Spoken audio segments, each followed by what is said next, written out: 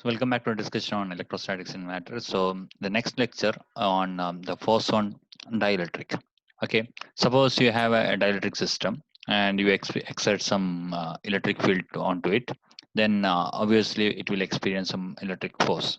Okay, so here we are going to discuss about the expression for the force in such problems. Okay, so we can have a very simple example. So consider a capacitor plate. So two capacitor plate. Okay, so the upper one is charged positive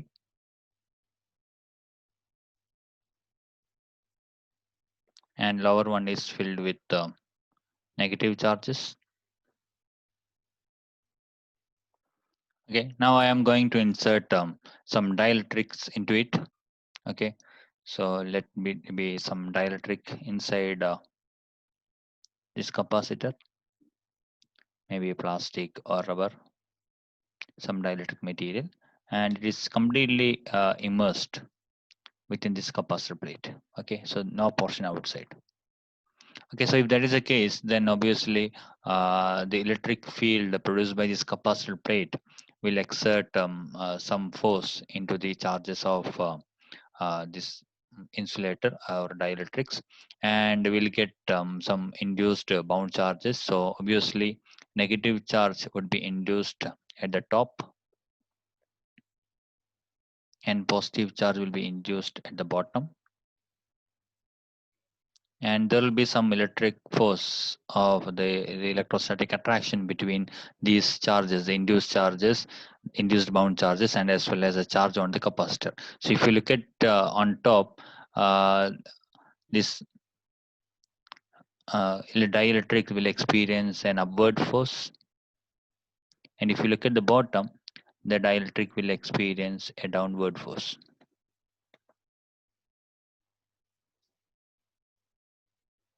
Okay, now obviously both these forces would be of equal magnitude but opposite direction, so the net force becomes zero. So net force on dielectric will be zero if it is completely immersed inside a capacitor. Okay, now suppose instead of completely immersing inside the capacitor, let us suppose the dielectric is partially immersed inside inside the capacitor. Then what would happen? So let me see that. So consider the same problem.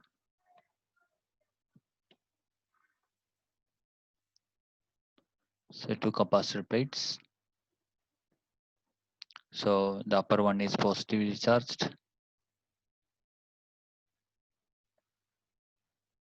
and the lower one is negatively charged. And you have immersed a dielectric into it, but the dielectric is not completely immersed in it. It is partially immersed.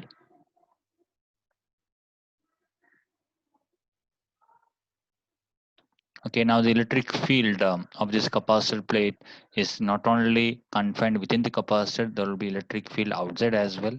Okay, so if you look at the electric field, there will be electric field along this direction from positive to negative.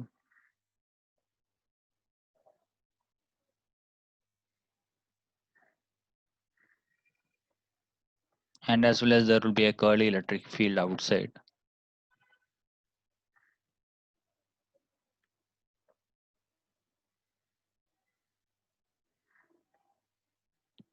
So these are the field lines. Okay, this schematic diagram. So this will be the field lines just outside this capacitor plate. So obviously this entire region, this entire dielectric will experience the external electric field, and it will be get polarized, and will get bound charges. So there will be negative bound charges at the top. There will be negative bound charges at the top and positive bound charges at the bottom, and we'll get some electrostatic attraction here. Okay, so we'll have the electrostatic attraction maybe towards this direction.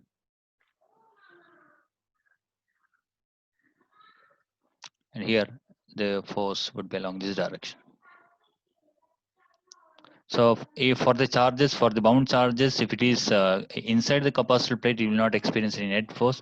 But if you look at outside, the direction of the force would be slightly inclined. Okay, it will not be parallel. It will not be parallel to the capacitor plate. It will be slightly inclined direction. So hence, what would happen if you resolve these forces into two, a vertical force and horizontal force? What would happen? The vertical force would cancel and you will get a net horizontal force. So what will happen is there will be some net horizontal force inward to the capacitor plate. Okay, and since there is a net inward force, the capacitor plate will move inside. Okay, it will slowly move inside. Now there are other problems here because since if the dielectric is in contact with the capacitor plate, there will be some kind of friction. So the inward force has to overcome the force of friction in order for the inward movement. Otherwise, it will remain there. It will not move anywhere. Okay, so this is the physical system that we are going to discuss, and here I will derive the expression for the force experienced by a dielectric system partially immersed in a capacitor plate. Okay, now force in general, I can say that the force is negative gradient of potential or potential energy. So force I can write the minus dw by ds. Now what is s here? So the amount, the length of the dielectric which is immersed within the capacitor plate is S, and the total length I can denote by symbol W, and the capacitor plate separation denoted by symbol small d.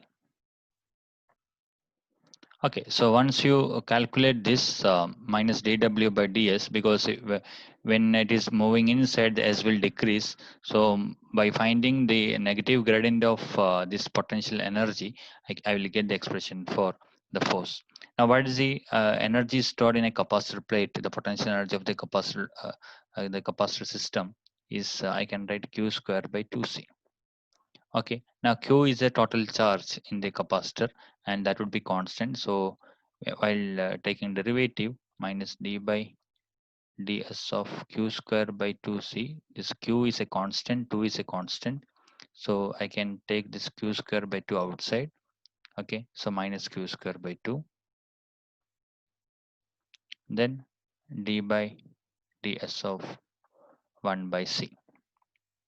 So if you differentiate 1 by c, it will become uh, minus 1 by c square. Okay, so this become minus q square by 2 minus 1 by c square, then dc by ds. This would be the expression. So what would be q by c? The q by c is nothing but v. Okay, so hence my force I can write v square by 2 dc by ds, since c is q by v, or v equal to q by c. So this result I have already used, because minus and minus will cancel. Q square by c square I can write v square. So now I have to find this result. I have to simplify this in case of this particular problem. For that I should know what is the expression for the capacitor. So I should know what is the expression for C. Okay, now we already know the expression for the capacitor, the parallel plate capacitor. Now in the presence of dielectric, what would be the expression? Okay, so first we can write that's a capacitance. So better it can be another section.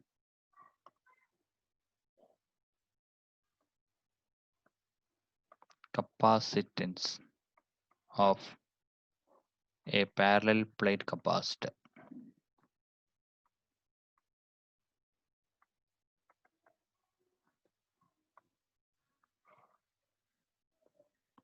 Suppose you have a parallel plate capacitor like this.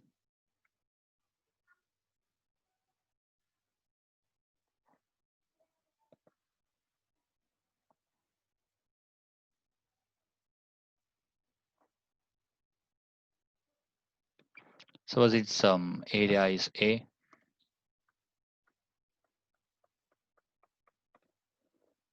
and separation is D. The capacitance is given by epsilon 0 A by D. So which is already derived in the last module. That's in the first chapter we have discussed it. Now in this problem, suppose if the entire region is filled with some dielectric system, suppose this entire region is filled with some kind of dielectrics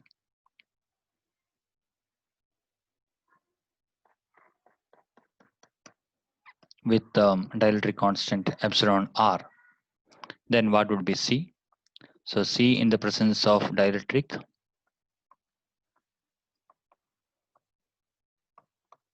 it become epsilon 0 epsilon r a by d. Okay, I have to just multiply the epsilon 0 with epsilon r. That is, I have to just replace the epsilon 0 with the product of epsilon 0 and epsilon r.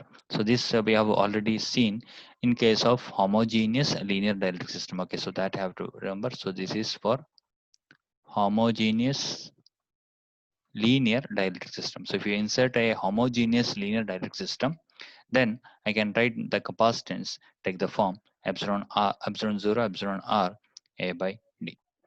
Okay, so what we want to know is I just want to know what is the expression for the derivative of the capacitance for this particular problem. So better we can have a three-dimensional picture of this problem. So a parallel plate capacitor in which the dielectric is partially immersed. Okay, so consider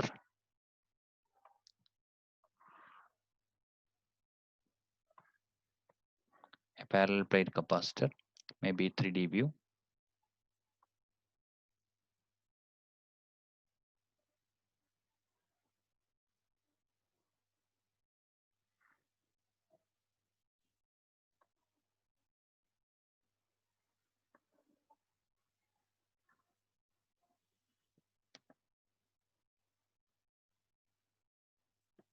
Okay, so within that, we are going to immerse dielectric.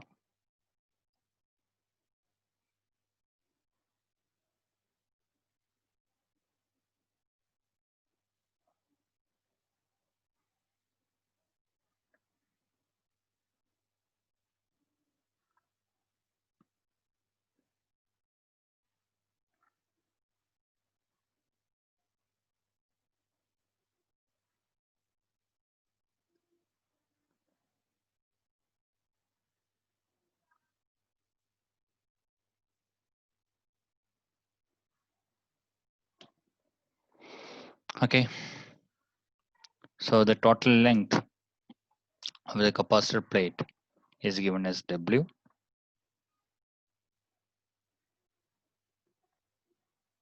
and the portion of the length which is within the capacitor plate of the dielectric is given as S, and this side let it be small a. Okay, this side is small a, and the separation will denote by symbol small d. Okay, now this is a capacitor plate, and the top is completely filled with the positive charges,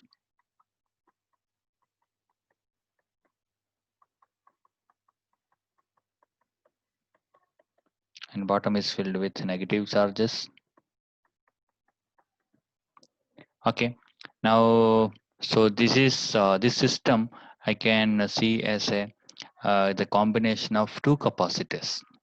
Okay, so this region, the region in which the no dielectric is present, can be treated as a region 1, and the region with so up to this region the dielectric is immersed. So this region I can treat as region 2, and this third region is outside the capacitor plate. Okay, so there is no capacitance here. Yeah, capacitance. So the region 1 is a capacitor without dielectric, and region 2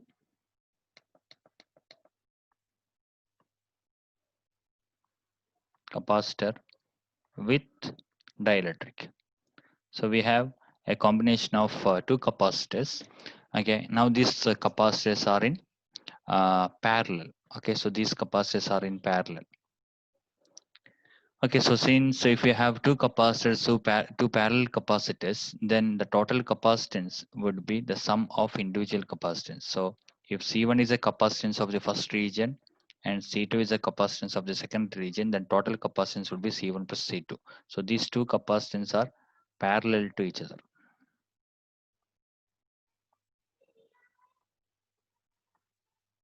So how it becomes parallel? Because if you apply this to a battery, we'll use some other color. Okay, suppose if you have a battery here,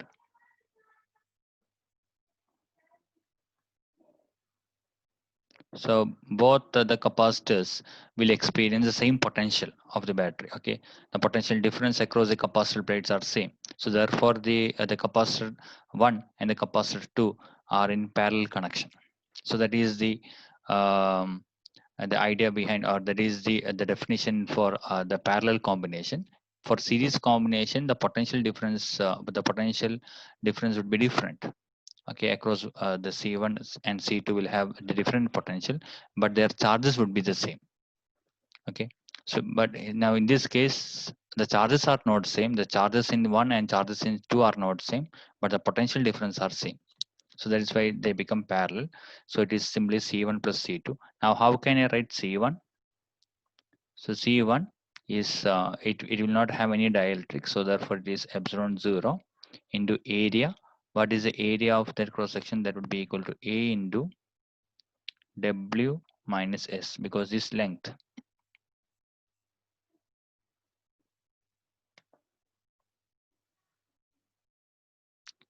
would be equal to W minus S. So epsilon 0 into area divided by the separation, that is D. And what is C2? So these are a region with dielectrics. So therefore epsilon 0 and the dielectric constant I can denote by epsilon r. So epsilon 0 epsilon r, length is S, width is A, divided by D. Okay. Now if you just add these two, we'll get the total capacitance. Okay, so better we can copy this into next page.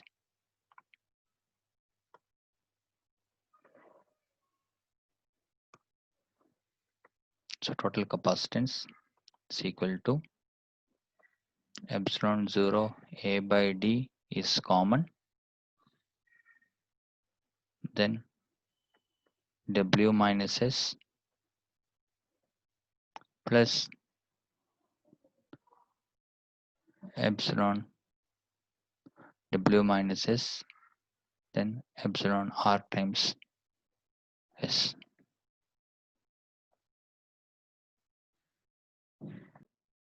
So as for this epsilon 0 small a by D, W plus epsilon R minus 1 times S. Now we know that the epsilon R, I can write the sum of 1 and the electric susceptibility. So therefore epsilon R minus 1 is nothing but chi E, the electric susceptibility. Okay, so hence the expression for capacitance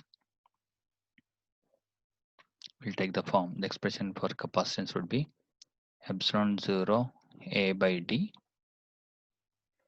times W plus chi into S. So chi, the electric susceptibility, chi E into S. Okay. Now what was the expression for the force experienced by this dielectric? So force is equal to minus dW by ds, and we have seen that the expression for the force is given by V square by 2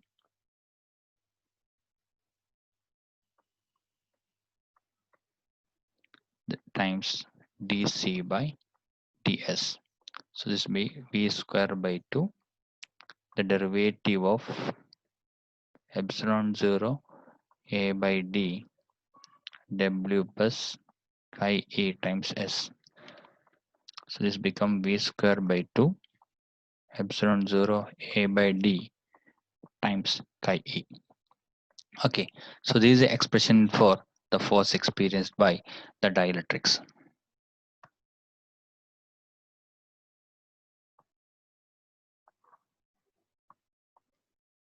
So what is the importance of this equation? So this equation is useful to find the electric susceptibility of a material. Okay, so if you have some experimental system, then this force I can measure. So force can be measured, and the v is the potential difference that you're applying, that can be measured. Epsilon 0 is a constant. A and d are the dimensions of the capacitor plate, and chi e is a property of the uh, the dielectric system. Okay, so it is electrical property of the dielectric system, so this can be measured. So from this expression, the chi e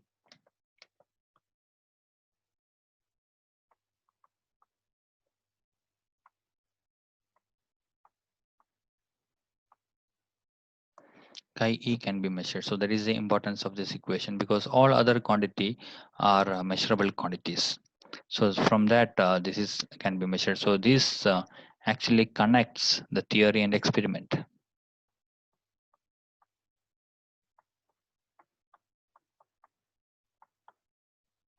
So I can perform the experiment based on this equation. Okay, so so this is the case of we have assumed a solid dielectric now, and we can apply the same idea even for uh, a liquid dielectric also. So we have a problem, a solved problem in the textbook, which discuss about how to find the electrical susceptibility of a liquid. Okay, so I think it is better to stop here. So what are the things we have discussed today is we have just found the expression for the force experienced by a dielectric system in the presence of an external electric field. And in order to give an external electric field, the system that we have used is a capacitor. So a capacitor plate can give an external electric field. So if you keep a dielectric in the presence of the electric field of a capacitor plate, obviously it will experience a force if it is partially immersed. Okay, if it is completely within the capacitor plate, then there is no force at all. But if it is partially immersed, some portion of the dielectric is outside the capacitor plate, then it will experience some force. And that expression for force connects the force and the